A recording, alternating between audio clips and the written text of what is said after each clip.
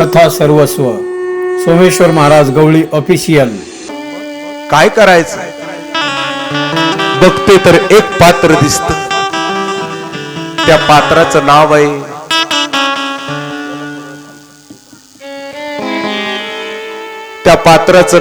मंथरा। कृपया या पात्राविषयी बोलण्याचा अगोदर आपण नेहमी काकड्यामध्ये म्हणतो चौयुगाचा भक्त नामा। ही जी मंथरा आहे ना बाबाजी माझ्या डाव्या हाताला, ही मंथरा या कलियुगामध्ये असणारी आमची दासी जनी आहे दादा। म्हणून तिच्याविषयी वाईट वचन वापरण्याच्या अगोदर ही दासी जनी आहे। लहान होती 6 वर्षाचं लेकरू, आला आई बापा सोबत पंढरीला, पांडुरंगाला बघितलं, बस माझं मायबाप काय असेल तर देव आहे असं म्हणून 5 वर्षाची पोरगी पंढरीत राहिली दादा। जनी नामदेव महाराजांनी उचललं, पोरीला घरी नेलं।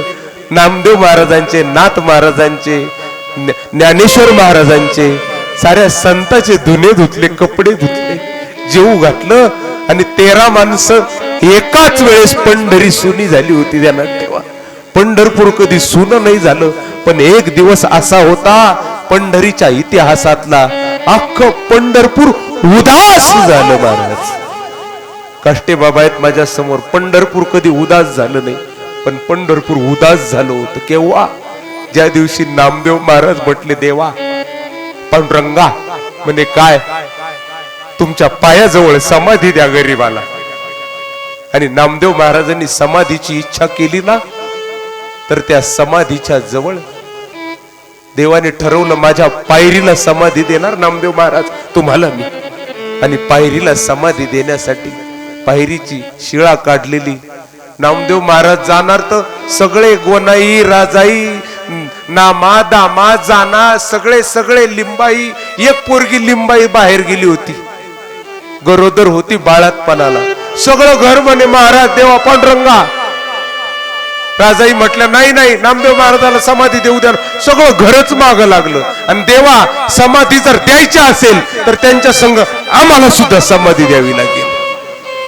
देव तयार झाले, 13 माणसं समाधीत एकाच दिवशी, सगळंच्या सगळं कुटुंब पांडुरंगाच्या पायरीला समाधीस्थ झालं। त्यावेळेस एक पोरगी बाजूला रडत होती मोठ्या मोठ्याने, का? नामदेव महाराज जाणार ना समाधीत, तेवढ्यात त्या पोरीला म्हणे ए पोरगी पळत आली, पाय धरले, अरे इतक्या लांब काय करतेस, कान पड हाणू का? म्हणे बाबा तुम्ही जाणार?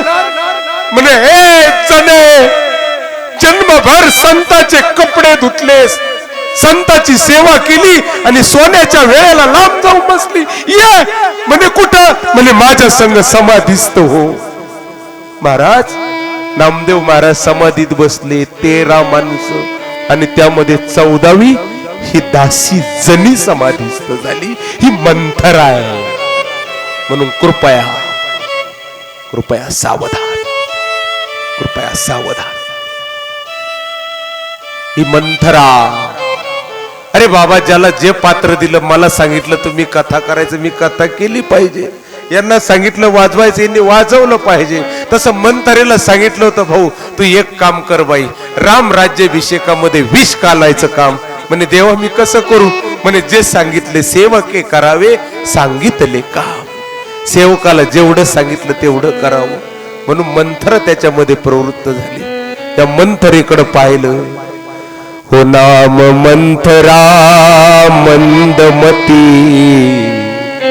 चेरी कै केरी, अजस पेटारी ताही करी, गई गिरामती फेरी। मंथरा नावाची मंद बुद्धीची दासी आहे कैकेयीची, तिला अपयशाची पेटारी बनवलं आणि सरस्वती माता तिची, गिरा म्हणजे सरस्वती, मती म्हणजे बुद्धी, फेरली निघून गेली। माझे नाथ बोलताय, ज्येष्ठ कौशल्या ते सद्विद्या, सुमित्रा ते शुद्ध मेधा, कैकेयी ते अविद्या। मंथरा कुविद्या ती पासी, ही कुविद्या जागृत झाली मंथरा, तिला खो भेटला आता तुझं काम. आणि मंथरा संध्याकाळच्या समयाला गेलेली अयोध्येमध्ये. मोठमोठाले वाद्य वाजतायत, नगारे वाजतायत, आनंदी आनंद, आनंदी आनंद. आणि त्या आनंदामध्ये तिनं विचारलं एक जणाला, म्हणे संध्याकाळ झाली, एवढे फटाके का फुटतायत हो? काय झालं? काय झालं सांगा, काय झालं सांगा. तेवढ्यामध्ये कोणीतरी सांगितलं, मंथरे तुला माहिती आहे का नाही, उद्या सकाळी रामाचा राज्याभिषेक होणार आहे. म्हणे राज्याभिषेक, हातातलं ताट घेतलं, दन दिशी जमिनीवर आदळलं. थाय थाय थाय थाय करत आली कैकेयीच्या भवनाला. आणि कैकेयीच्या भवनामध्ये आली आणि कैकेयीच्या महलामध्ये येते. कैकेयी म्हणते, मंथरा, ए मंथरा, म्हणे जीराणी काय झालं? एवढं राग आला, एवढं तोंड का बिघडलं तुझं? तुझ्या मनातलं सारखं घडलं नाही का? काय घडलं सांग ना. म्हणे काय सांगू तुला, सांगायसारखं काही नाही, सांगायसारखं काही नाही म्हणे, सांगायसारखं. आणि तुला जर सांगायला गेलं तर पटत कोणाला? म्हणे मी दासी आहे, दासी दासीच बरी म्हणे.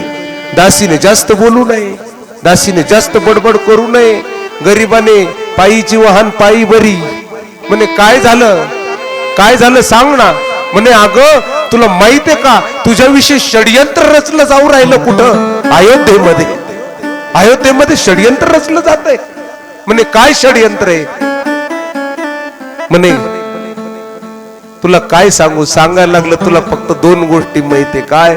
नट्टा पट्टा चट्टा करायचा आणि मस्त आरशा पुढे बसून घ्यायचं, बस निवांत राहतेस. म्हणे काही घेणं नाही देणं नाही. पण तुला काय माहिती, तुझ्याविषयी काय षडयंत्र अयोध्येमध्ये चाललं. म्हणे कोण खेळतं षडयंत्र? म्हणे मला सांग ना. म्हणे अगं सांगितलं तर पटणार नाही, आणि मी जर नाव घ्यायला लागले तर तुला अवघड होईल. म्हणे कोण षडयंत्र? म्हणे कौशल्या. म्हणे कौशल्या? म्हणे तिला मदत कोण करतंय? म्हणे तू नाही का तुझा काळ्या तोंडाचा राजा. राजा म्हटल्या तार दिशी काना मागे ठेवून देते, उलथून जमिनीवर पडते. हे घर फोडे, ध्यानात ठेव, माझ्या धन्याविषयी कुंकवाविषयी जर बोलशील ना तर ध्यानात ठेव, ध्यानात ठेव. तुझी जीभ कढावं उतोरी, तुझी जीभ बाहेर काढून घेईल. म्हणे चटके देईल अंगाला माझ्या कुंकव. मी त्याच्यासाठी म्हणत होते तुला सांगायचं नाही म्हणून. आता काय झालं, कैकेयीच्या मनामध्ये क्रोध निर्माण झाला. म्हणे सांग ना मंथर एवढी काय? म्हणे तुला माहिती का, भूप सजेऊ अभिषेक समाजू, चाहत देन तुम्ही जुबराजू. राजा दशरथाने अभिषेकाची सामुग्री सजवलेली. म्हणे तुला युवराज पद, राजा रामाला युवराज पद देण्याचं ठरवलेलं आहे म्हणे. म्हणे मग त्याच्यातून काय? म्हणे तुला हे तर कळत नाही. भरत बंदीगृह से लखन राम के नेब. अगं भरत बंदी खाण्यात झोपेल आणि लक्ष्मण रामाच्या इशाऱ्यावर चालेल म्हणे मग काय करावं? म्हणे मी सांगते तसं करीत असशील तर जवळ येते, हात लावते, खूप मोठा संवाद आहे. म्हणे एक काम कर, डोक्याचं कुंकू पुसून टाक. याला म्हणतात कुसंगती. अंगावरचे कपडे फाड, हातातल्या बांगड्या तोडून टाक आणि काय कर म्हणे, जा कोपभवनात जाऊन बस. कोपभवन म्हणे तुझ्याकडं आती मागवू आजू जुडावू छाती. दोन वरदाने राजा दशरथाकडं. कधीचे स्वर्गात गेली होती ऋषपर्वा दैत्याशी लढण्याला, त्यावेळेस राजा दशरथाने दोन वरदान दिलेले होते. ते तुझ्या नाही पण माझ्या ध्यानात आहे. काही म्हणे तुझ्या लई ध्यानात राहतं ग. म्हणे आमच्या असंच ध्यानात राहतं. कुठं बिघडायसाठी आम्ही नट पक्के जमा करून ठेवतो असतो म्हणे. बिघडायचा नट लावायचा असला का मला विचारा म्हणे. काही असा नाद असतो बघा. चांगलं चालू असलं का त्याच्यात एखादी नवीन नवरी आली ना नटून थटून मस्त घाशी ती आई आई आई सासूला करते, आई आई आई करते आणि सासू पण त्या पोरीसारखी जपती.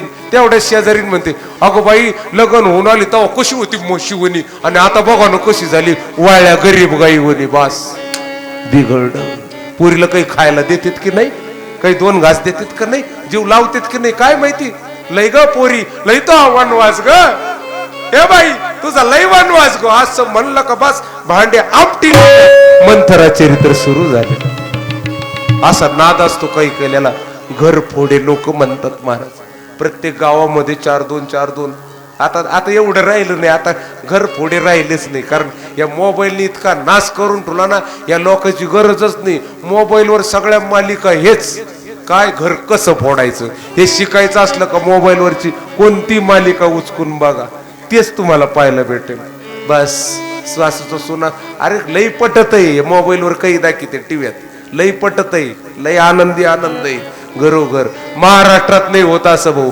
माझा महाराष्ट्र रामायणाचा महाराष्ट्र आहे. याच्यामध्ये असेल हे बिहारमध्ये होत असेल, हे दुसऱ्या राज्यात होत असेल बिहारमध्ये, आमच्या राज्यात नाही होत महाराज. हा माझ्या माऊलीचा महाराष्ट्र आहे, हा माझ्या पांडुरंगा. इथे एका दासीला समाधीत बसवतात हो, संजीवन समाधीत दासी बसवणारा हा महाराष्ट्र. महाराष्ट्र महाराष्ट्र